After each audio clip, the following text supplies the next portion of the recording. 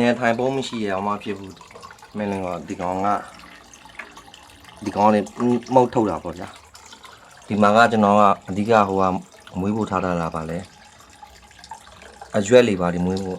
အရွက်လေးပါတိုက်ဖို့ထားတာပေါ့ကစွန်းရွက်ပါတိုက်ဖို့ထားတာလားအဲ့လိုမျိုးအနေထိုင်အောက်မှာအနေကြီးတွေထိုင်တာပေါ့အဲ့လိုမျိုးလေးအနေကြီးတွေထိုင်ပြီးသွားပြီဆိုရင်ဒီမှာကဟိုအနေအသေးတွေပြန်တက်တာပေါ့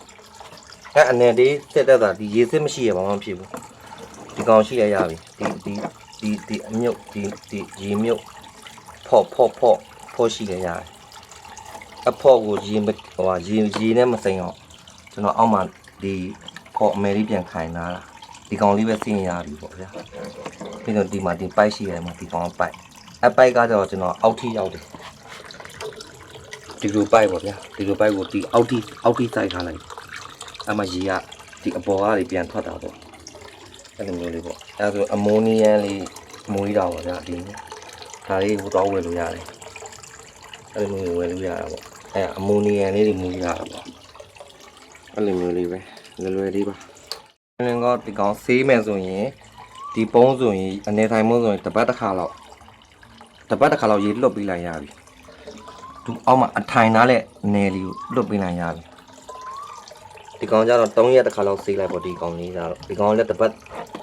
ပြီးရင်ဒီကောင်ကြတော့တစ်ပတ်တစ်ခါဆေးရပြီဒီကောင်လေးလေရေအဓိကဒီကောင်ကဒီရေမြုပ်ကခံဒီဖော့အမဲခံလာတော့သူကရေမစိမ့်မိဘူးလေဒီချီးတွေကရေမစိမ့်မိတော့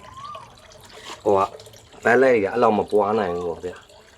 အဓိကချီးကိုရေမစိမ့်မိရပြီအဲ့လိုမျိုးလေးပေါ့ငေါ်တာတွေရိုက်လာမယ်ဒီလိုမျိုးလာဒီမှာရေထွက်တယ်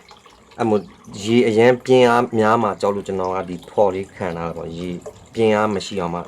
ရေပြင်းအားမရှိမှအနေကထိုင်မှာကိုအဲ့လိုမျိုးလေးအဲ့အားလေးမှဒီလိုလာတယ်ပြီးတော့ဒီရားလေးမှဒီအောက်ထိလာတယ်ပြီးမှဒီမျိုးပြန်လာဒါလေးပဲအောက်ဆီဂျင်မလို့ကျွန်တော်ဒီမှာအောက်ဆီဂျင်တစ်ခါထွက်တယ်ဒီမှာလည်းအောက်ဆီဂျင်တစ်ခါထွက်တယ်